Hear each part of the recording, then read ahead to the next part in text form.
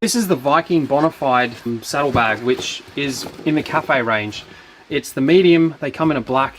They've got anodized hooks on the sides for compression, so you can roll this thing down as far or as little as you want, and you can really pull it down and compress it. Also one that goes over the front. Very similar to a lot of saddlebags. So these things being aluminium is awesome and anodized, so they're obviously not going to corrode, and they're going to last a lot longer than plastic because you're not going to be able to break them as easy. So the Velcro is kind of a nice touch, especially here in Australia where we've just got bugs and insects that want to get in your gear. If you have something in there, this will just obviously stop them from crawling all the way in. So that's a nice little added touch. So that's the first bag. The second bag, exactly the same. It also has these, which I guess are really heavy weather rain coats for them if you want to throw that over the top. There's two of those and some more strapping. Obviously there's two of those and some more hooks, and these little guys here, which I'm assuming you would, if you really want to mount it to something and screw it down, or you have an existing bolt that you want to put through and use that as a mounting point for it as well. I'm assuming that's what it's for. Like I said, I'm going to dive into it now and have a bit of a play. So I'm pretty sure there's many ways you can mount these things to a motorcycle. I've built this luggage rack. Actually, I'll leave a link to this video on how I built this thing in the description below if you want to go and check it out.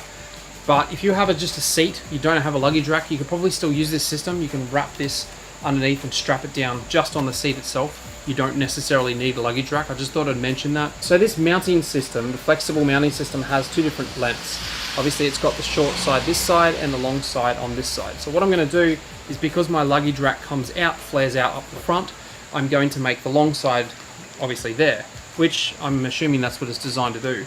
Just by looking at it, I kind of figured that must be the case. In the process of doing this, I might remove the seat to make life a little bit easier.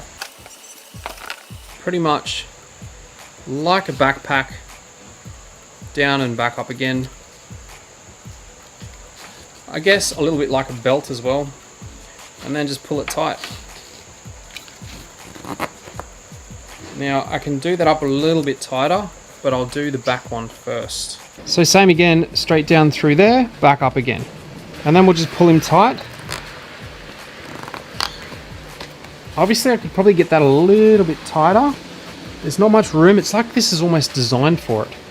It's almost the exact length that I need. That is crazy. I honestly didn't build this for this. So what I've done so far is I've just pretty much hooked on the saddlebags onto the webbing. As you can see up the top here, they're like S hooks, and they just link up nice and easy like that. So you could probably reverse them. You could probably have this one going this one and this one going this way if you wanted to mess around with it, just to really secure them, to make them hard to get off. Now, nothing's tightened up, nothing's cinched up. It's just physically sitting there at the moment, but there's a couple of things that I'm not super happy about, and it's nothing to do with the bags. The bags are fantastic. The construction, everything seems really good. It's just, I would like it to sit more like this. And due to the fact that I've taken out probably probably that much of the bike, this would normally be at the back on top of the actual length of the seat. And you can see in this video here that I've actually taken out that whole section. So it's something that you have to keep in mind with these saddlebags or panniers or whatever you're going to put on your bike. Also, you can see my blinkers or signals are actually covered, so they're not now visible, which is a huge thing. So that, as well as the number plate being set back to about here where my hand is, that's a no-go. So what I'm going to do, just thinking about this, is I would like to make an extra bracket, something that maybe sits on or under this, that just holds these out, I guess like this. It would sit like this on a normal bike. On a stock bike it would probably be fine because you obviously have that for it to sit over. But for me, on this bike, because it's all custom and been chopped back and changed, it doesn't sit the way I want it to. So the reason that these signals or indicators are actually being blocked right now is because I've shortened this motorcycle. It wouldn't be a problem on a standard bike, which, like I said, I'm going to show you in a second, just to let you know that this should not be an issue. These saddlebags are designed to go on a stock motorcycle, and this is definitely not stock. So let's get this on another bike and I'll show you what I mean. So as you can see, they fit perfectly on a motorcycle. That's not even, all the way to the end. That can go all the way down to about there. my finger is. So you can have them sitting even further down if you want. I've just got it sitting there like that at the moment, and they can pretty much push in up against this rail here. So you can probably see better on this side. So that rail is what they would rest up against this here. And then you can obviously use the straps that they provide, pull it all in nice and tight, and you can be done with it. These saddlebags are pretty much, you know, they're a cafe racer style saddlebag, and as you can see, they'll fit perfectly on this bike. The indicators are visible, as you can see from both sides, the tail light, the number plate. On a stock bike, you have no problems. When you start messing around with the tail end, you know, like this guy over here, this is a Brat style bike. Obviously, it can be a cafe racer as well, just by putting the hump on the back. Now that, if you had an integrated tail light in that with the blinkers on either side, tail light in the middle, in that actual hoop, then that would work quite well. You could actually do this.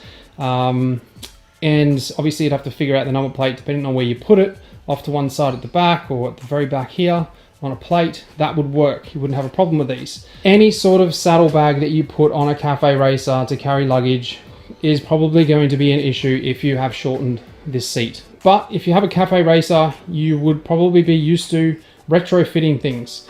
So retrofitting something like this isn't really going to be too big of an issue. Just make a cardboard template like I'm going to do, and I'll show you that process. So if you want to do it, you can yourself or get someone else who's a fabricator to knock something together. So the more I think about this idea of actually having this removable, as in like a quick release removable, I'm really liking it. The reason being is probably for a couple of reasons.